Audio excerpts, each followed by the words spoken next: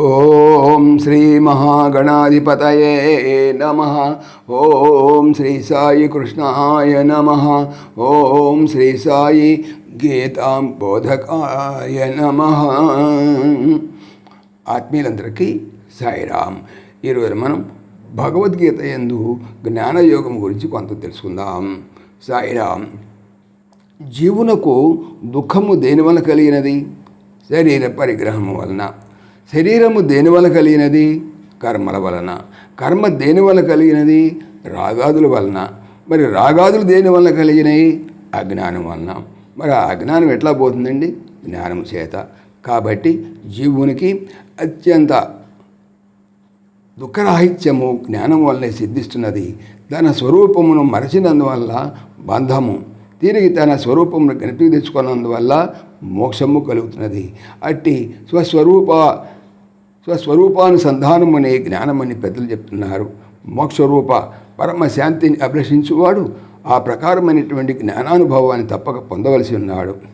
జ్ఞానం లబ్ధ్వా పరాం శాంతి మచిరేణాధిగచ్చతి.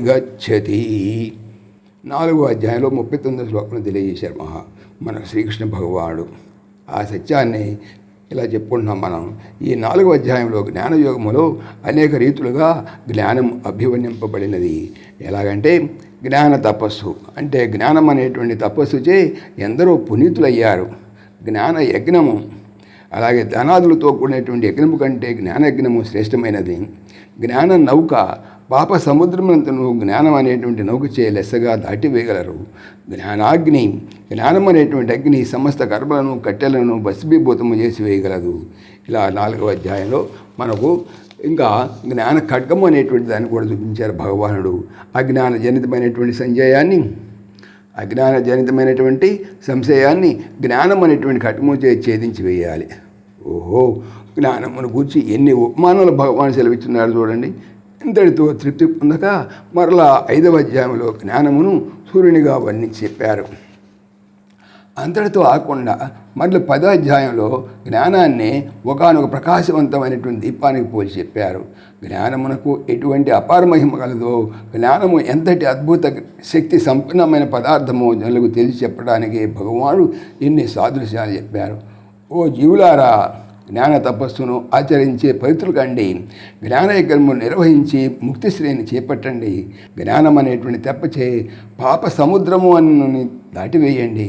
జ్ఞానాగ్నిని రగులు కొలిపి కర్మ అనేటువంటి కట్టెలను కాల్చివేయండి. జ్ఞాన ఖడ్గము చే సర్వ సంశయములను ఛేదించి వేయండి. జ్ఞాన భాస్కరుని దివ్యతేజము చే అజ్ఞానాంధకారము రూపమాపుడు. జ్ఞాన దీపమును వెలిగించి అమృతమయ కాంతిపుంజములను నలువడలా వెదజల్లండి అని గీత యందు భగవాను జనులందరికీ హితవు చెప్తున్నాడు.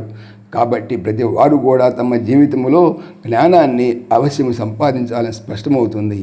అయితే జ్ఞానం అంటే ఏమిటి అనేటువంటి విషయం ఇక్కడ విచారిద్దాం. ప్రకృతి పురుషుల యొక్క కలయిక ప్రపంచము.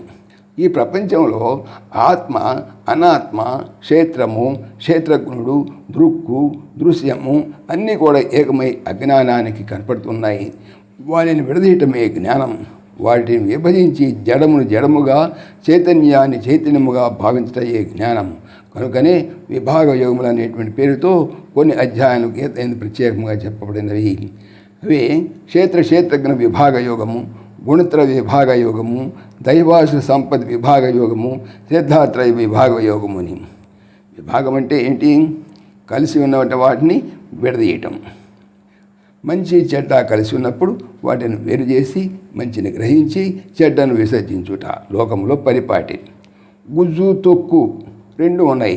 ఈ రెండు కలిసినటువంటి అరటిపండును పసిపిల్లవాడికి ఇచ్చినప్పటికీ కూడా వాడు ఏం చేస్తాడు? వెంటనే దాన్ని ఒలిచి గుజ్జును తిని తొక్కును పారవేస్తాడు. ప్రతిదినం ఉదయాన్నే ఎండయందు గృహిణులు ఏం చేస్తారు? బియ్యము, రాళ్ళు కలిసి ఉన్నటువంటి వస్తువులను చేటలో వేసుకొని బియ్యం పెట్టుకొని రాళ్ళని ఏరి పారవేస్తూ ఉంటారు. అట్లాగే ఆత్మ, అనాత్మ కలిసినటువంటి ఈ ఉపాధి ఎందు కానీ, దృశ్య ప్రపంచంలో కానీ వాటిని విభజించి ఆత్మయందే చిత్తము నెలకొల్పి అనాత్మయందు విరక్తి కలిగి ఉండాలి. ఇదే జ్ఞానం.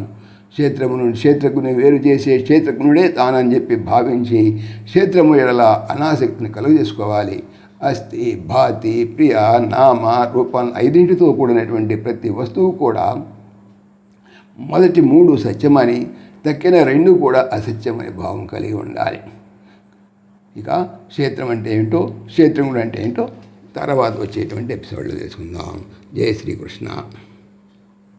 ఓం దేవకీ నందనాయ విద్మహే వాసుదేవాయ ధీమహి తన్న కృష్ణ ప్రచోదయాత్. ఓం సర్వం శ్రీకృష్ణార్పణమస్తు. జై శ్రీకృష్ణ. జై జై శ్రీకృష్ణ.